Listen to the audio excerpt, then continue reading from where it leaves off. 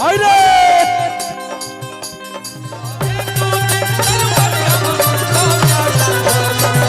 आउ है बा कि चढ़ली जवानी के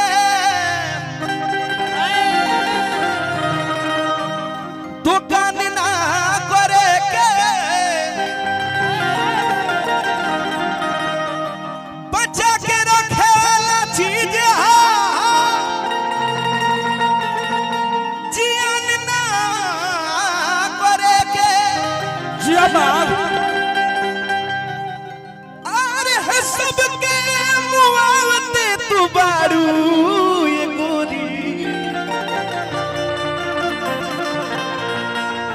सोनू पांडे जी के गांव के लइकन के परेशान करे के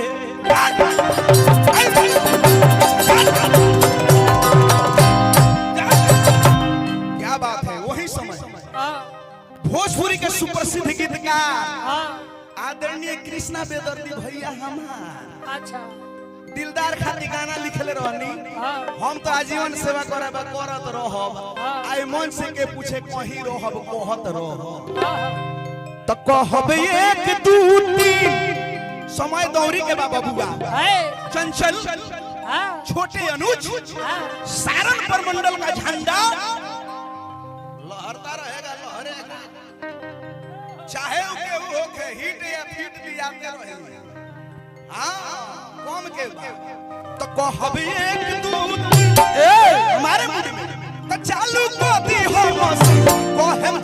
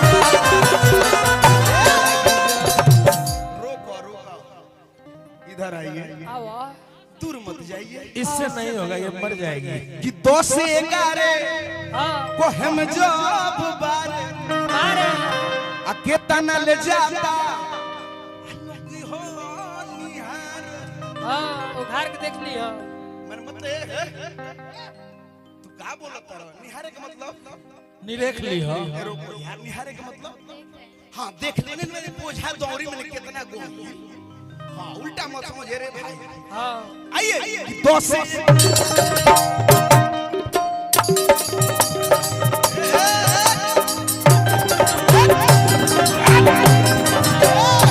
रोबा कमलबास कुंवर के झाड़ आ दीपक दिलदार के बाल के कमाल एगो अलगे हो तन देखिए तिहाई भाई एकरा के मुर्गी न तिहाई कि 2 से हाय रे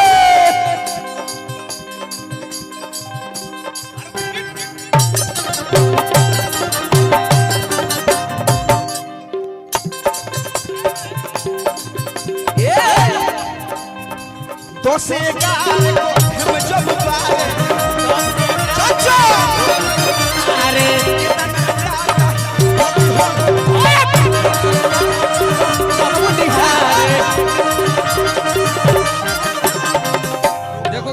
कराटे काट रहे हो चंचल मेरा छोटा भाई बैठा हुआ है, कोरस कर रहा है।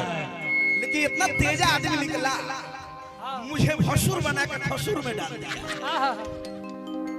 गुरहथनी करा के हमारा हथनी के पूजा ना होला बबुआ। अब वो जाके हम तू पानी खइबो ना करेंगे। बड़ी तेज आदमी निकला। चतुर है ना, नाटे का आटा नहीं मिलता है। चतुर ना, बड़े होशियार। दाढ़ी बाल तो कहबे कोई से बाई आपन बोली हो खोइस,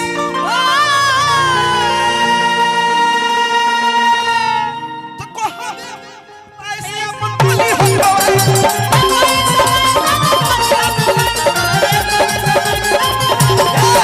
कहबे कोई से बाई आपन बोली हो खोइस, कहबे कोई से बाई आपन बोली हो खोइस।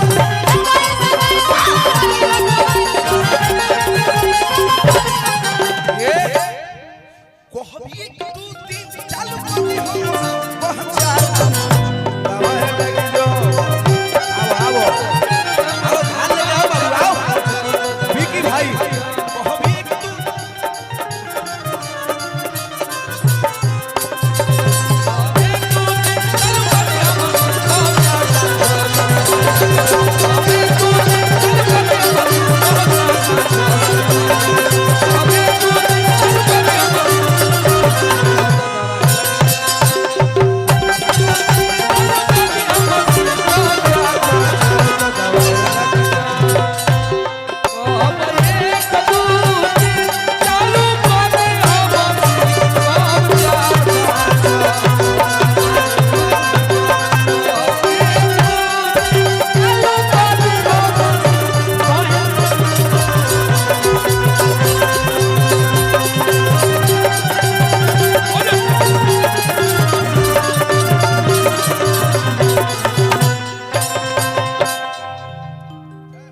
कलाकारी तो बरले ना बाबा।